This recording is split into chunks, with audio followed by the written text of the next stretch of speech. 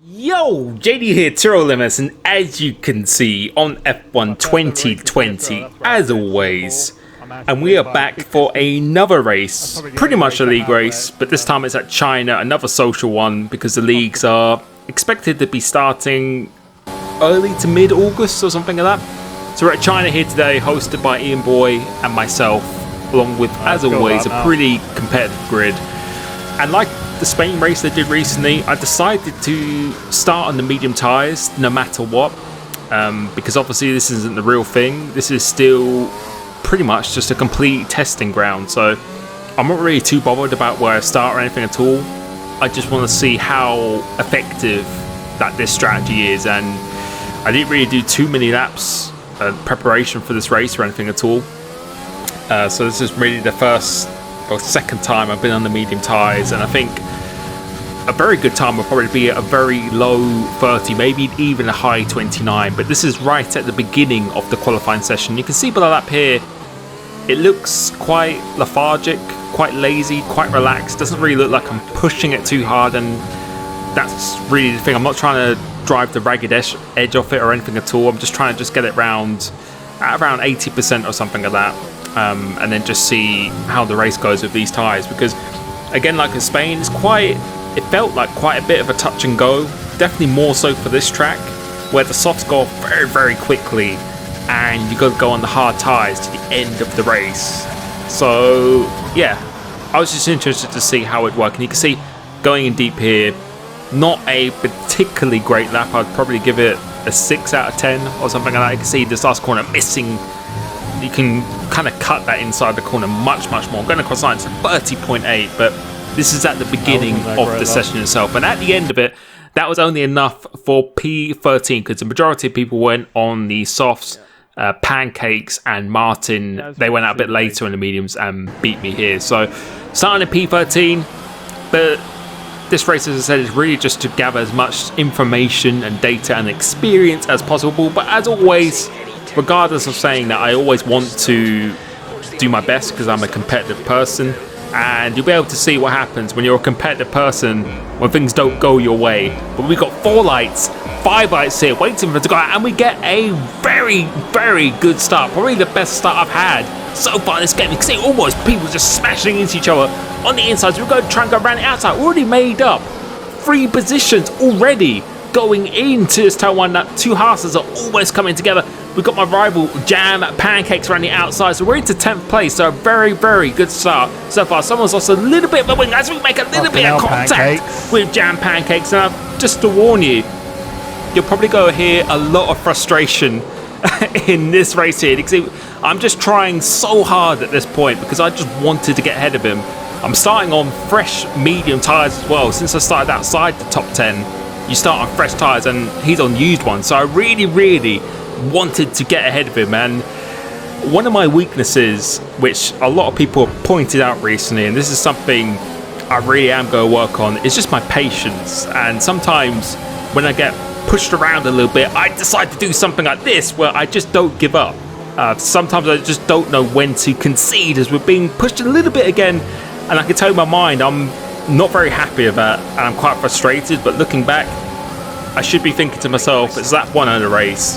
You don't need to drive like it's the last lap of the race or anything at all, but things are a little bit heated, and I want to make sure I come out and top in this battle. So you can see how hard I am trying to make sure I get this position done, when in reality I just really do not need to. And you're about to see coming into this last corner, and that's what happens. The puncture, what the hell is he doing? Sorry. Puncture. Mein Gott, muss das sein? Wow. And as I was saying, my weakness is I have no patience. And coming into this, quite a controversial moment, but coming into this last corner, I'm kind of alongside him. But at this point here, I should have just backed out. But if we go forward, he's already committed himself to line, because it's a very, very tight corner. I spin round, and what the fuck are you you'll doing? hear me whining and complaining and stuff. And then I'm back in 18 now, and I have to say, no, in the moment, I thought it wasn't my fault. But afterwards, when I looked at it, I don't think I'm completely at fault. You can see I'm starting to be a lot more aggressive now, so I'm still preheated after what happened. But I would say that's 70% my fault and 30% his fault. I shouldn't have gone for that, as I like this kind of move here. This is just me being completely frustrated, losing my composure pretty much. And that's one of my weaknesses again. When I get a little bit angry, I tend to overdrive it a bit. And that's not what you want to do. You need to be a lot more composed, have a lot more patience. And yeah, in that moment, I just lost my patience. I should have just conceded. You have to know when you lose the battle, when you try and win the war. No, it's not a sprint, it's a kind of an endurance. And yeah, I should have just conceded there. No, I wasn't trying to overtake him, but I was just trying to compromise his line. But I should have just slipped in behind him and gone for it next time. That's what I should have done. But on the other flip side, I think he could have left me a little bit more room, but I understand from his perspective that he had more right to the corner than me. So overall, I was in the wrong there. And I regret what I said in terms of, well, not what I said, but just in terms of being angry and saying embarrassing and stuff. In the moment, things can get very, very heated, and that's just a lesson that I need to learn. So apologies to him. I've already apologized to him. And this is just an eye-opener to me that I definitely need to be just much more patient. And thank you for people who gave me feedback on that and stuff as well, because it really did open my eyes as we're trying to make our way through the traffic now. So I've started to slowly calm down as a Ferrari Simboletta. What, can't even say that right, but you know what I mean. Absolutely just losing control there. But we're making our way up through the field again, and luckily we haven't got any damage so far. And just trying to relax, just trying to get in a bit of a rhythm, and just trying to get my composure back, because you can't perform unless you're just calm and relaxed. You have to be intense, but you just have to be realistic in what you're doing. And especially on that first lap, I wasn't prepared to give up the battle in order to try and win the war, if that makes sense. So managed to calm down now, slipping my way through the field, and we're now behind the McLaren of Joseph Borrell. So I go for another quite an ambitious move. We get pushed out a little bit there, but we still managed to pull the move off. Game doesn't penalise me or anything at all. He concedes the position, but he tries to go back down the inside again. And yeah, when I'm in this kind of mindset, I just didn't drive a very intelligent race. I was just, if I saw a gap after the first lap, I would just go for it.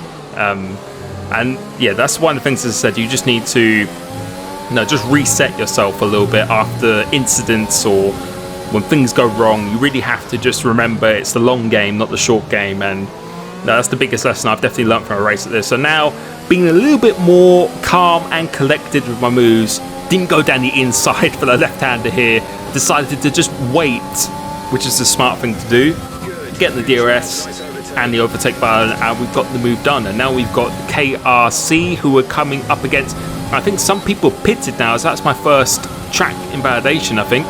So some people pitting because most people did start on the softs. You can see Jam Pancakes is about 7.7 seconds ahead right now. So that's how much time we roughly lost because of that incident. But now we're coming up behind KRC, who managed to catch up pretty quickly. And you'll be able to see the effect of the dirty air and how hard it actually is to overtake in this game. Because I think overtaking, you've got to be a fair amount faster than someone in front to overtake. I think staying with someone is not too bad, but in terms of actually doing an overtake, because the overtake button itself is just so powerful. If someone's got that in reserve, you're going to have to get an insanely good run, because DRS and slipstream aren't really effective on this game. And if the overtake is the same, you're not really going to be gaining that much. You have to just rely on you having so much more pace, grip, and momentum to really overtake someone. So coming to this corner now, just biding my time, trying to get a good exit off this corner. You can see a bit of that effect of the dirty air, and you can see Jam Pancakes, we've lost about 4 tenths on their lap alone, just being stuck behind KRC in front. You can see the slipstream effect is nothing. That is nothing at all. Now we've got the overtake and the DRS, but even with that, it's not an easy overtake. It's pretty difficult overtake, and I'm quite happy about it. It feels good to be able to have to really work to actually overtake someone. So I'm all for that completely. You can see, got the gap down now, or the gap's gone to about 8.6 seconds or 8.2 seconds. So the gap is roughly staying the same between himself and Pancakes. Tira Martin has actually gone into the pits. Pancakes has continued, and I'm going to continue as well probably for another lap or so, and you can see the gap is now about 7.7 seconds in fact, so we have actually gained a little bit of time. Now he's gone into the pits itself, and I think we are going to follow him in. Yes, we are going to follow him in, making sure we hit the pit lane limiter pretty nicely, come into the pits, and I think right now we're probably in a net P6, P7 or something like that. So a lot of my races recently have been recovery drives, and this is another one, but this is one where it's just completely my fault. Completely my fault. So going on to the hard tyres now, and just go push as hard as I can to the end. You can see a couple of people come past me. I've come out in P9 here, and so we've got some positions to make up itself, and we've got about a 1.8 second gap to FRA Stubbsy ahead of us. So Joseph Royal has gone into the pits. Now we're back on it, and we've got the DRS as well, and I think we're just going to stay on board this lap to see how quickly we actually catch up to the car ahead of us, being nice and aggressive going into turn 1. You know, this corner is very difficult now because engine braking is nowhere near as effective. Since you have to actually rely on the brakes, you have to be, I feel, so much more precise in the high speed corners, because it's just so easy for you to completely just overshoot it, which I really do like on this game itself. So, but going into that corner that I just went through, the right-hander, I was really struggling in this race with just rear locking, just due to the nature of the corner itself. I was really struggling. So at the moment, this drive, I don't think I've really driven particularly well in this race, like even in the qualifying and itself. But the setup feels quite good. I just feel I need to be driving much better, but I definitely didn't prepare as much for this race as I have for my other races that I've done so far. And I think with a few little setup adjustments, we should be much faster in this, which the pace doesn't seem too bad anyway, but I feel we can definitely be stepping up another level here as we go make a nice, hopefully easy overtake-ish overtake on Stubbsy. And now I've got about a 4.95 second gap to my teammate of Danny F31, who I think started on the soft tyres. So I've got to have 5+ laps fresher tyres than him on the hards, which I'm starting to find in this game doesn't actually make too much of a difference itself. But we can see that gap is 4.9 seconds, making sure the racing point doesn't come back at me, which he doesn't. And we're going to skip on now to the end of lap 21, where we have just closed in on that gap. So we've been very quick, definitely started to get more comfortable towards the end of this race. But now you are about to see a very nice battle between myself and my teammate, and my potential teammate for TSRL as well. But in this race here, this isn't a league race, so the gloves are completely off. And I think you will annoyingly hear me say that he's my teammate and stuff like that, but again, when I watch this back compared to when I'm racing, I'm just an idiot sometimes in some of the things I say. And when you're just very competitive, you shouldn't really be coming up with excuses and stuff like that. You just need to get on with it. And this race I just wasn't doing that, so you hear me probably moan that he needs to get out of the way or something like that, like I'm in a real F1 race. But Danny is completely entitled to fight for this position, because this is for position. It's not a race, or I'm not fighting for a championship or anything at all. But you can see I'm just trying to follow him as much as I can, but I was really struggling to get on the power as much as I can. You can see the gap up ahead is about 4.7 seconds to Callum. So if we got 4th place in this race, that would be a very good result, as we just turned in too early. And that is now my second track invalidation. You can just see I was just really struggling to get on the power. Really struggling. You can see Callum has started to pull away ever so well. We started to close in on him now, and now I'm going to try and launch an attack on my teammates and go try and go round the outside into turn 1, but that is just not really going possible. I'm still trying to make the move, but I just need to be smarter and just wait just for a better overtaking spot. But this entire race, because of what happened on that one, I just had a bit of the red mist syndrome, where I'm just trying to go for every overtake. So I was thinking about it again, but now I decided to a bit more intelligently think for a little bit of a switchback.